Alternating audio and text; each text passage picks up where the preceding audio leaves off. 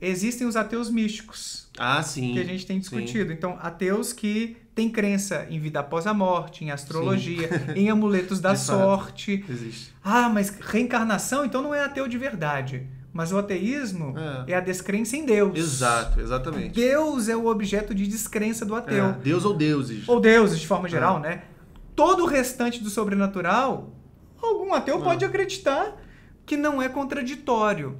É porque as pessoas confundem ateísmo com naturalismo, né, Mateus? Exato. O naturalismo é a recusa de qualquer ente ou fenômeno sobrenatural. O ateísmo é a recusa ou a descrença em um ente sobrenatural que é Deus. Sim. Então, algumas pessoas parecem ter a visão de que ateu é o sujeito naturalista. E como algumas dessas pessoas, embora descrentes, acreditam em algumas coisas sobrenaturais, ateu eu não sou. Já ouvi isso também. Tem uma atriz, cara, Mel Lisboa, que falou isso outro dia, numa entrevista.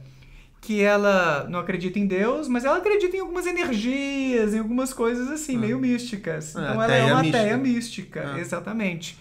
Mas eu tive, então, uma fase como ateu místico na adolescência. Entre os 15 e 18 foi isso. Eu estava meio agnóstico, fui desenvolvendo o meu ateísmo, mas ainda com certa dúvida. Será que eu tenho um espírito? As pessoas falam de viagem astral, que elas saem do próprio corpo. Eu tinha um pouquinho dessa crença. Aí eu comecei a meditar, em busca de experiências que comprovassem que a gente tem uma alma, que a gente tem um espírito. Então eu já estava ateu, mas ainda com um pezinho em certas crenças sobrenaturais. E aí, cara, eu aprendi a meditar com 2 amigas minhas que faziam aula de meditação e comecei a ter umas experiências estranhas com a meditação. Bem estranhas. Posso depois relatar um pouquinho delas. Mas no final das contas, eu acho que teve uma que vale a pena eu mencionar, porque foi importante para eu desenvolver meu ceticismo religioso. Numa dessas meditações, eu me vi fora do meu corpo. Eu vi o meu corpo estendido sobre a cama. Pô, Daniel, tá vendo? Então tem um espírito, cara. Você se viu ali, você saiu do seu corpo. Mas como assim viu? Eu vi, ué. Eu fiquei meditando por um tempo, aí eu me desprendi do meu corpo. Essa foi a experiência. Você lembra de ter tido uma sensação física nesse momento? Sim.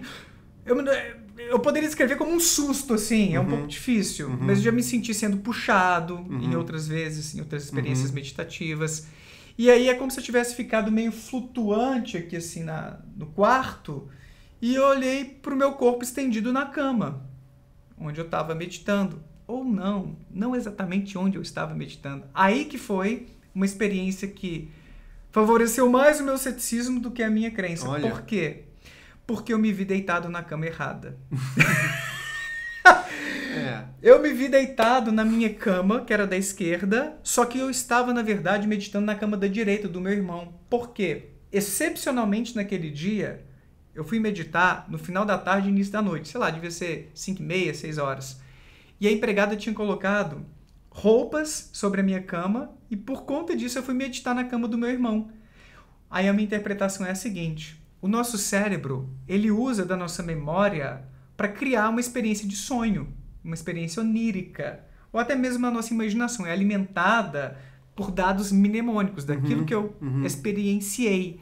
Como frequentemente, habitualmente, eu me deitava na cama da esquerda, ele, para criar aquela cena de eu estar flutuando ali e tudo, ele se baseou na memória de curto prazo. Eu estou meditando, deitado na minha cama, aliás, deitado, né? E onde eu me deito normalmente? Na minha cama. Isso, ele criou. Então ele criou eu deitado na minha cama.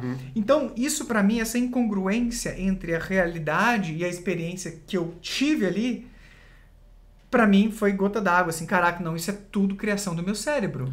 Porque se fosse real, eu teria me visto deitado na cama do meu irmão. Mas meu cérebro se baseou naquilo que é mais frequente, naquilo que é mais comum, que é eu me deitar na cama da esquerda. E durou assim, cara, entre 5 e 10 segundos, foi uma experiência rápida até. Mas isso...